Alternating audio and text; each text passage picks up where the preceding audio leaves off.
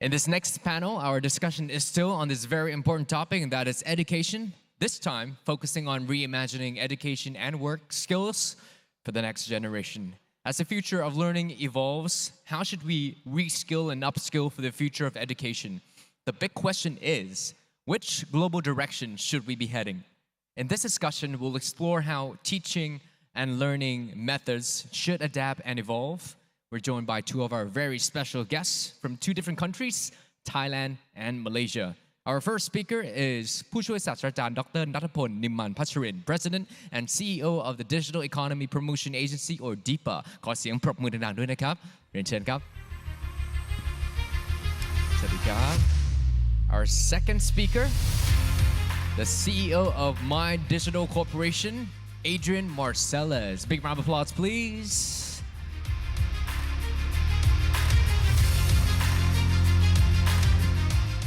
And once again, moderating this session, Dr. ทัศน์พงศ์ครับเรียนเชิญอีกครั้งครับ Managing Director of KBTG. Please join us once again. Thank you very much. Thank you very much. Greeting again, and I think education is such an important topic these days. And as we have seen from the previous few sessions, that it takes time for education for younger generation to take place. The question is, right now, is it too late? As the world has moved at a very fast speed, right?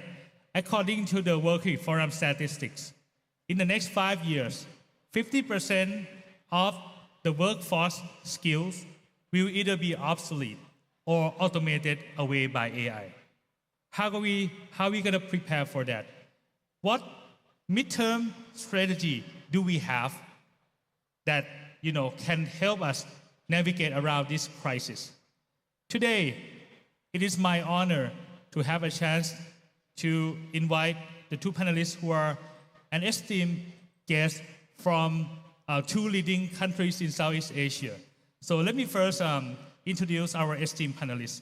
First, definitely we have start with Assistant Professor Dr. ณัฐพล นิมมาน พัชริน President and CEO of Digital Economy Promotion Agency or DEPA Thailand.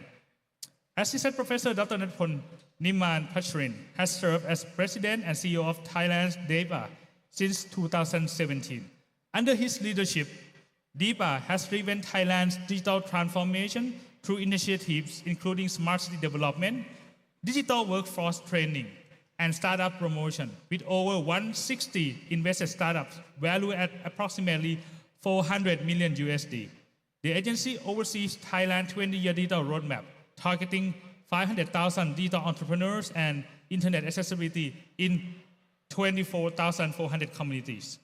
Prior to DEPA, Dr. ณัฐพล had senior positions at multiple government agencies, including Deputy President at the National Food Institute, Senior Director of Research and Policy Management at the National Science, Technology and Innovation Policy Office, and Director of Strategy at the Office of SMEs Promotion. It's our pleasure to have you here, Dr. ณัฐพล and also we have a special guest from Malaysia. Here we have Adrian Marcellus, the CEO of My Digital Corporation. Mr. Marcellus is a leader in digital transformation across the Asia-Pacific region. With over 20 years experience, he has spearheaded large-scale projects in AI and business integration. As CEO of My Digital Corporation, he oversees the implementation of initiatives under the Malaysia Digital Economy Blueprint and National 4th Industrial Revolution Policy. He also heads the Malaysia Center of the 4th Industrial Revolution, a collaboration with the World Economic Forum. His focus is on driving innovation and shaping the future of digital economy. Thank you very much to be with us today, Adrian. So let me start first off on maybe to have both of the speakers and panelists introduce us a little bit more about your organization and the mission toward digital and tech literacy in each respective country. Maybe I'll start with Adrian first. Thank you, Doctor. Good afternoon and good evening, everyone. My Digital Corporation is the agency that has 4 mandates. The first one is on implementing the Malaysian Digital Economy Blueprint. The Malaysian Digital Economy Blueprint is a 10-year blueprint that was started in 2021 and runs till 2030. It is currently in phase 2, and we will begin phase 3 of the blueprint in 2026, which will run until 2030. The purpose of the blueprint is really to have a coordinated digital transformation effort across the country. The second role that we play within My Digital Corporation is, as the good doctor mentioned, is to be the Center for 4IR representative for the WBEF in Malaysia. The purpose of the center is to drive digital transformation, but more importantly, to ensure the mass adoption of fourth industrial revolution policies and practices in the country. The third role that we play is to incubate new agencies. And the most recent one that we are incubating is the National AI Office, which was set up in December 2024. It's currently developing the National AI Plan, which will then be incorporated into the Malaysian Digital Economy Blueprint for 2026 to 2030. The last role that we play, which is probably most relevant for the discussion today, is on strategic change management. And there are two things that I think I would like to highlight from our work in strategic change management in the country. The first is a national digital literacy program that we run. It's a fully online program. It's free for use for the Malaysian citizens.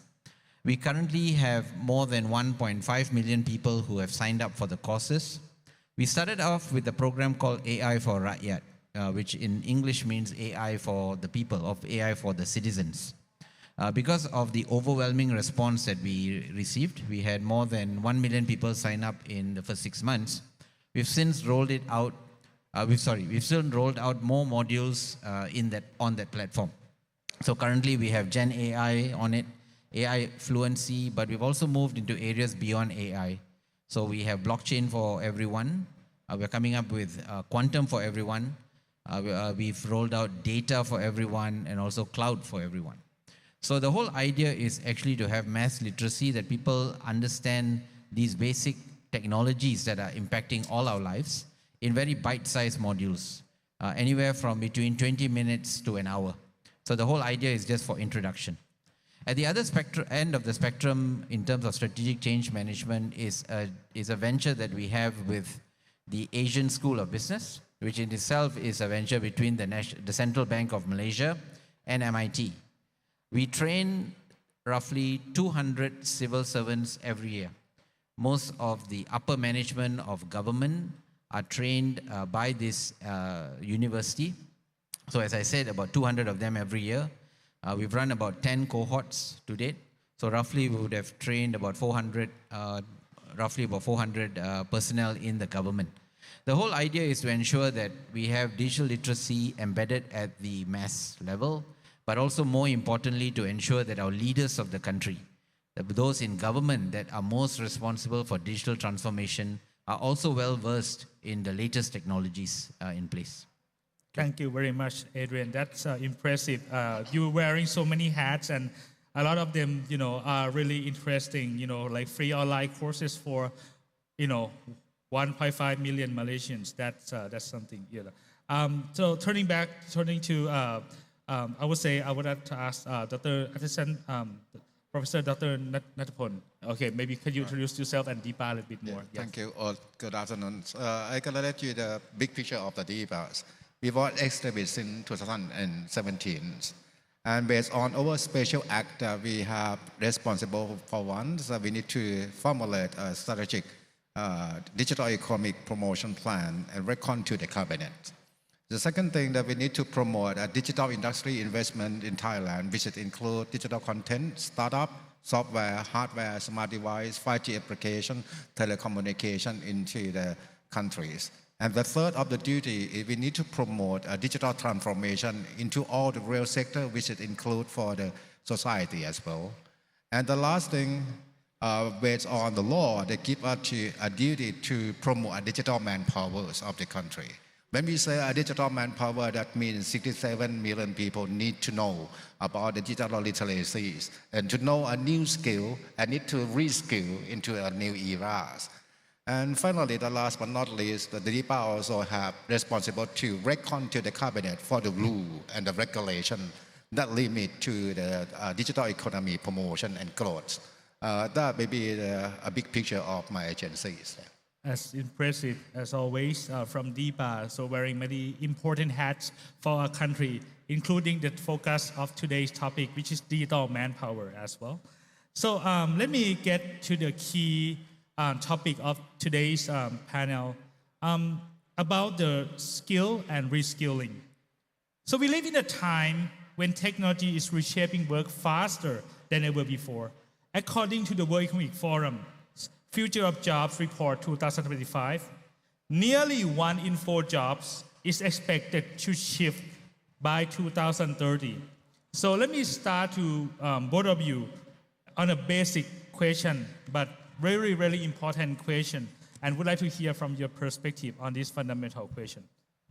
Are we, as a society, as a nation, teaching what tomorrow truly needs? You know, what's your honest assessment of where we stand today and what we need to do? Maybe I'll start with Adrian first. Yeah. Thank you. That's a very interesting question. And I think the answer is very nuanced. So I wouldn't give a yes or no answer to it, but I think it's a very nuanced answer. And the reason I say that, it's because we are only as good as creating the curriculums and creating the programs as we understand the world of tomorrow. Mm-hmm. The big challenge that we have today, especially within government, is trying to predict what the world of tomorrow will look like. And it's getting harder and harder to predict this new world.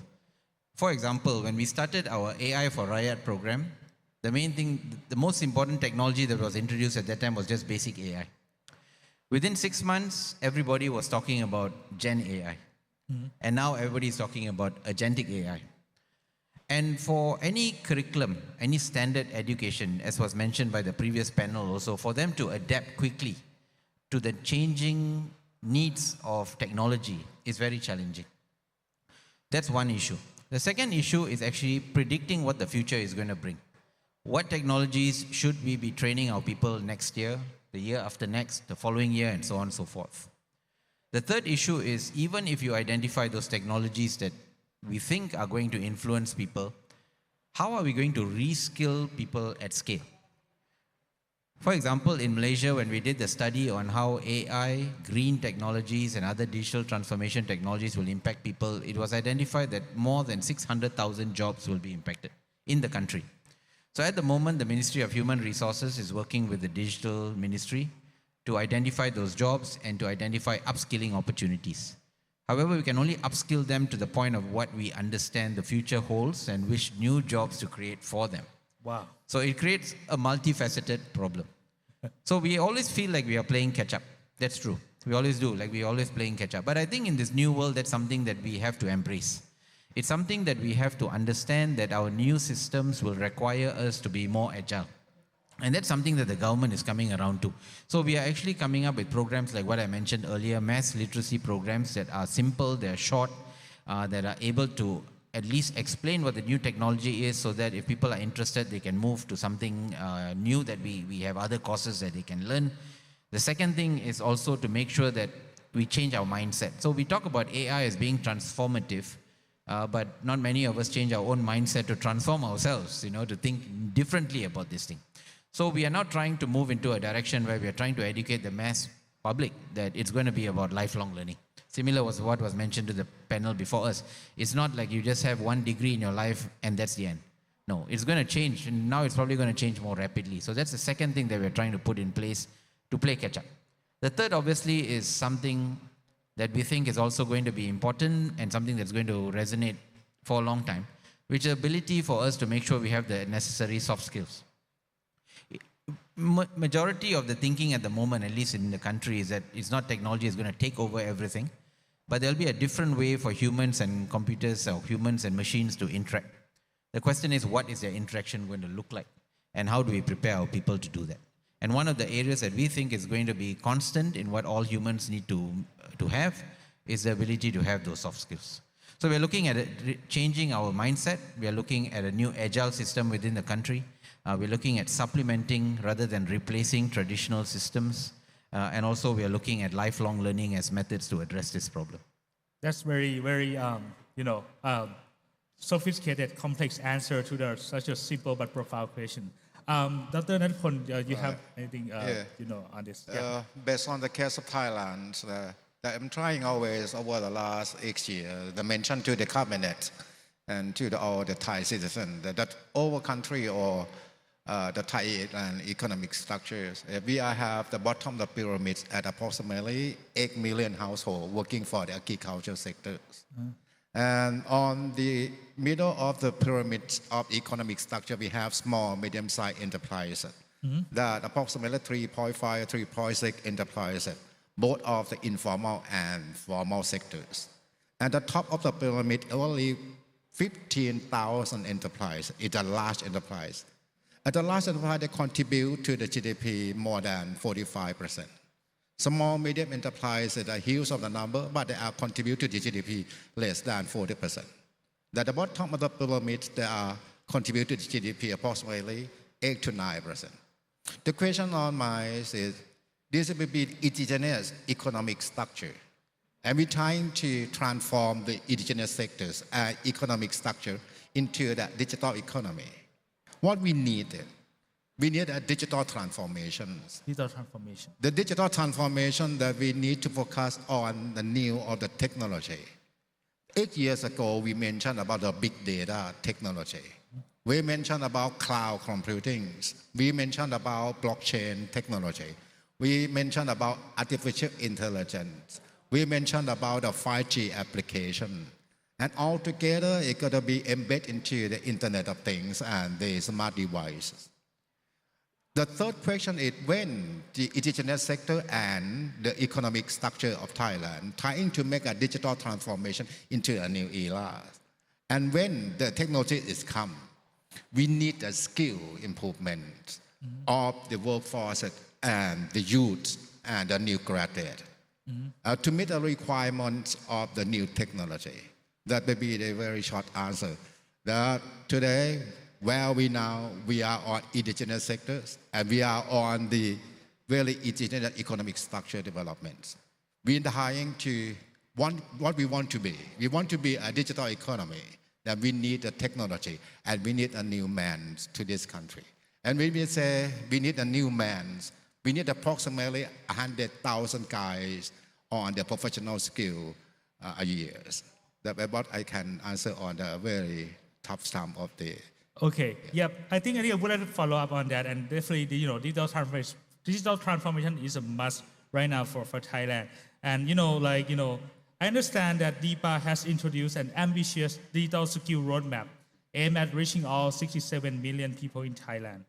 So maybe can you walk us through a little bit on this, roadmap in detail for just in case, as one of the Thai population, I would love to see what lie ahead and, what DIPA has prepared for Thai population in terms of skill development and everything. Yeah. Once again, when earlier I mentioned about digital transformation, trying to make an economic structure into a new era, right?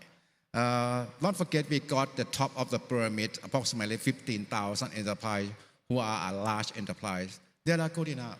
They got a technology. They got a man. But they have 3.5 million of the enterprise, small, medium-sized enterprise. They don't have a man. They don't have the skill. They don't have the money. They don't have the technology. Oh. The question is, the DIPA have reckoned to the cabinet on the previous year to make a Thailand digital catalog. The Thailand digital catalog is to list the standard of digital technology, both from the local enterprise or local tech company and the global tech company. For example, if the global tech company trying to sell a cloud services in Thailand, they need to list that on the Thailand digital catalog. The KBTG trying to sell the AI services, they need to list that on the Thailand digital catalog. Why? Because we got a gateway to both of the private and the public market.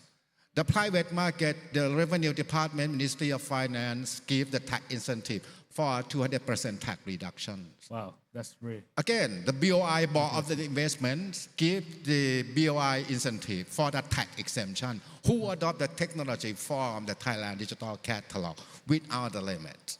For example, if you go invest 500 million or 1,000 million or 1 billion, you can get a tax exemption from the BOIs. And also the government gave a gateway to the government market by the special procurement. This will be the way how can move very fast to transform from indigenous sector into the new era of digital economies. And to help the local enterprise adopt the technology from both of the tech provider in Thailand and the global tech provider that building from somewhere else around the world.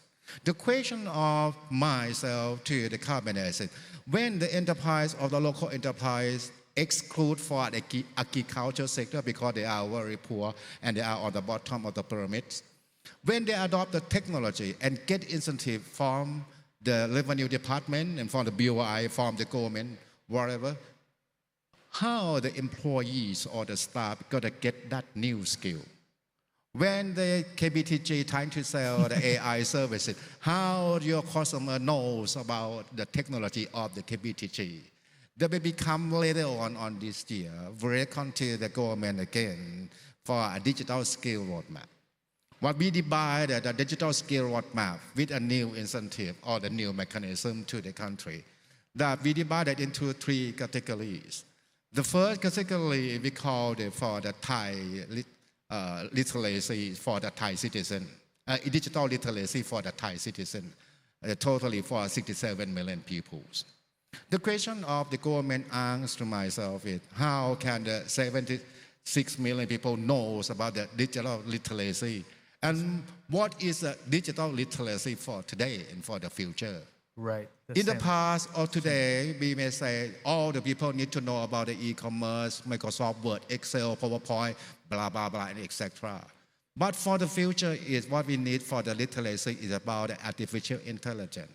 Similarly in the European country or in the developed country.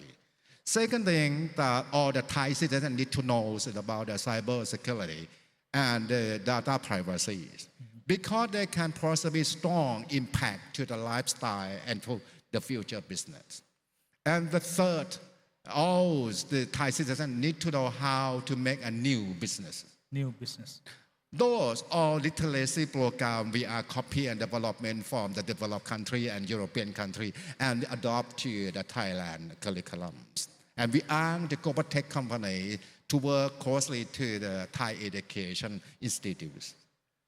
And again, to make a 67 million people to know digital literacy, as we call in another word, inclusive innovation or inclusive education knowledge. We ask operators. We have 2 big guys in Thailand, one True Corporation and the second one AAS Corporation, to make the 5G education platform to all Thai citizens to know and to learn from digital or edtech digital institutions. And for the second category, we call the new career path. For Thailand, trying to make a new economic growth, we need to looking forward for a new business and a new industry. Of course, the KBTG trying to introduce AI services. There may be a new services and new revenues and new profit of the KBTG. But in Thailand, at totally of 67 million people, young guys or the youth prefer to play a game. Then we introduce to be a gamers and a game developers. Right. And a young guy or the youth prefer to make the animation. We provide the animation career path. And a small, medium Thai enterprise needed the IT administration, not an IT expert. And then we provide the IT administration career path.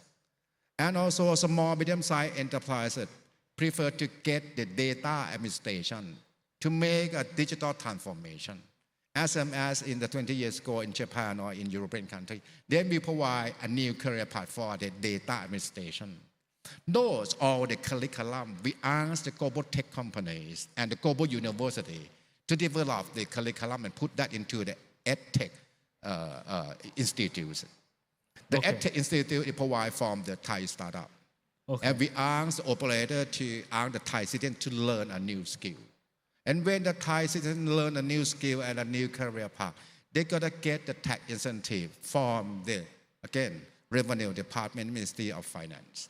That up to 250%, 250% tax reductions, and 100% for the personal income tax reduction. Very interesting, very attractive, Yeah. programs. Is it already available yet? Or? Oh yeah, it has already been available on the beginning of this year. But it's not finishing yet. It's the last category we call the professional skill. As we know that Thailand produced a new graduated approximately 300,000 guys a year. But only 25,000 guys graduate for the IT skill. Of course, on the first earlier of the section, I mentioned that Thailand, we need 100,000 guys a year. We got like a number of the IT guys, approximately 80,000 a year. What I reckon to the government is how can we solve the problems? We provide a professional skill, especially for the data engineering, cloud computing, telecom and the 5G application technology. And quantum it come very soon. As we know, the IBM is going to do, all the global tech company going to introduce the quantum technology in the couple of years. And also we need for the cyber security. That will be listed on the professional skill roadmap. And if the enterprise send the staff of the employee to study on the professional skill roadmap, that learn with the global tech company, also, the enterprise got to get 250% tax reduction. And if the enterprise, based on the SME or the large enterprise, trying to recruit a new graduate and take a new graduate to make a reskill by learning from the professional skill, they got to take the salary expense for the tax reduction, for the double deduction. It up to 150% tax reduction of the salary up to 12 months. That's what the government trying to ask all the private sector to adopt the technology from the Thailand digital catalog and make the digital transformation by increase or improve the skill of the workforce and trying to recruit a right man into the organization or to the enterprise from the salary expense tax reduction. That's very interesting one, especially the kind of the ecosystem play that kind of can leverage multiple parties to work on this. I would like to switch back to Adrian a little bit, because like you have already, create a lot of success in the previous program, right? I think I'm just curious on in terms of ecosystem and partner place. How you plan to work with industry partner in your country to ensure that you can continue to deliver the value from what you have built to the workforce?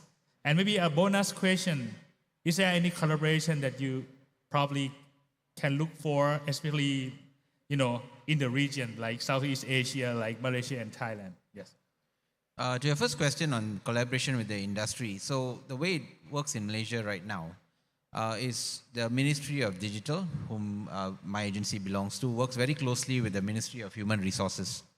And there is an agency within the human resources called Talent Corp.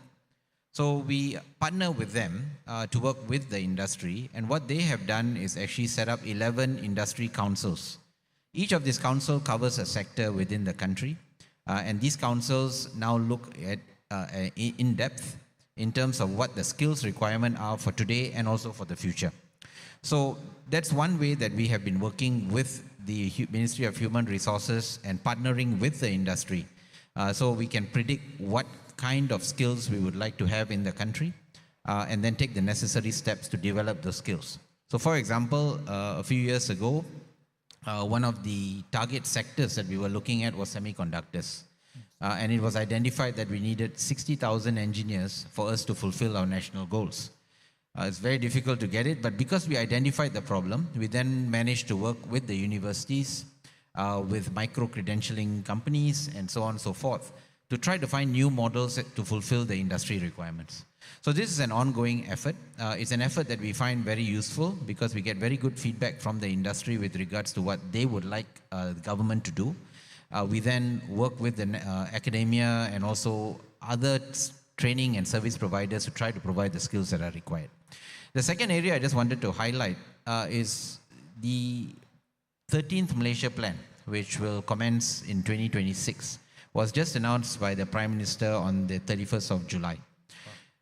The aspiration for Malaysia is to be an AI nation by the year 2030. So we are now within the Ministry of Digital fleshing out the definition of an AI nation, the skills that we require for the next 5 years. But more importantly, I think we are trying to take a different approach.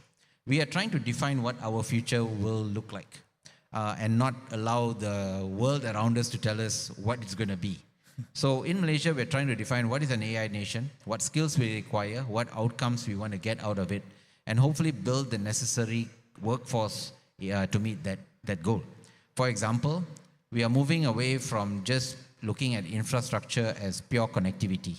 So infrastructure moving forward, it's about cloud, it's about data centers, it's about edge computing, it's about our ability to bring all these different components together to provide services to the people. So we now obviously realize we don't have enough cloud engineers, we don't have enough people to man the data centers, we don't have all the other components that are required. But it's a good problem to have because we are now proactively looking at what we want to build and what kind of skills we want that we can embed into the workforce. Okay, thank you. That's wow, this is impressive. That it is good to know that Malaysia is planning to be AI nation by 2030, and a lot of cloud engineer positions will be open in Malaysia very soon.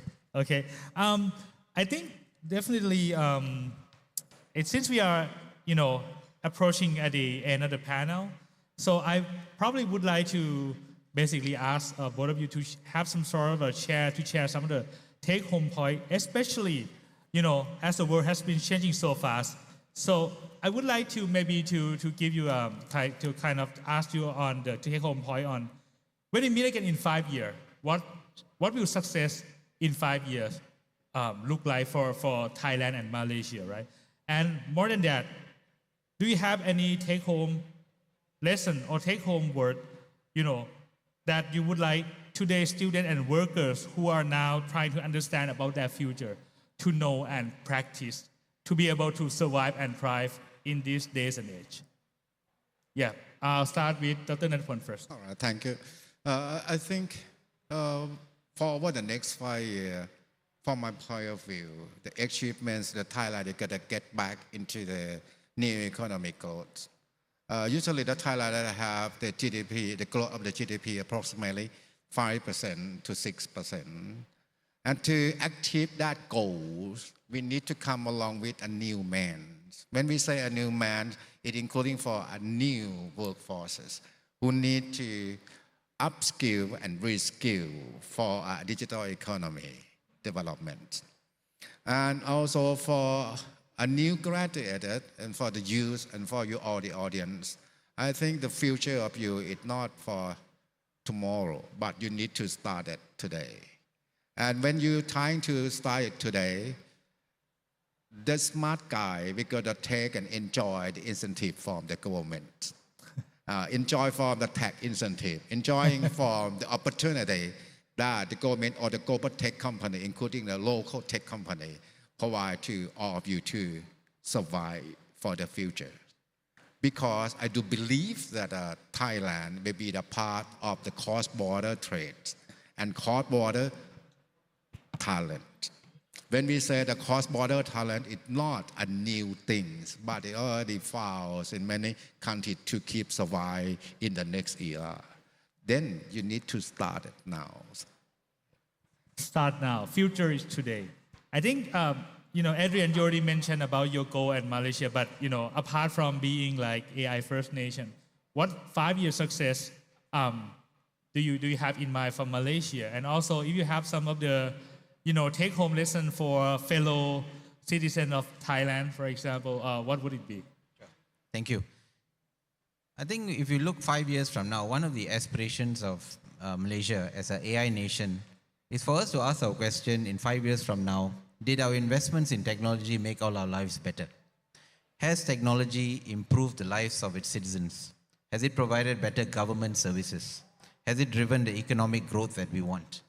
That, I think, will be the primary question that we look at over the next 5 years to ensure that we deliver the promise of technology and not be afraid of technology in terms of how it's going to unfold over the next few years. The reality of it is that there's going to be many unknowns, many things that we will not be able to anticipate, and many things that we probably will get wrong. But I think you've heard this saying before, don't let perfect be the enemy of good, which means don't wait for perfection, but start now. Work on something and work your way through it. Don't wait for the perfect solution to present itself for you to start. So similar to what my colleague here has just mentioned, I think all nations have to start moving. And to your earlier question, I think there's a fantastic opportunity for Malaysia, Thailand, and if anything, within ASEAN itself, to actually work together, because individually, some of us are quite small. Some of us may not have the financial capital that other countries around the world have. But as a region, I think we can move together, and we can move together quickly. There's a lot of young people in ASEAN, a lot of aspirations, a lot of energy in this region, which I think if we work together, we can achieve amazing results. Thank you. Thank you. So I think I would like to have a three summary of this talk. The first one is definitely the world has changed so fast, but not to move is not an option. We have to be nimble at the personal level, organizational level, and national level. Number two, the future is today, and don't let perfection be the enemy of being good. For the individual level, let's start it now. Third one, as individual, we may not be very strong, but together as a region and Southeast Asia, we are stronger than we could imagine. Thank you very much. Please give a hand of applause to the panelists. Thank you very much. ขอบคุณครับ Thank you. ขอบคุณครับ Thank you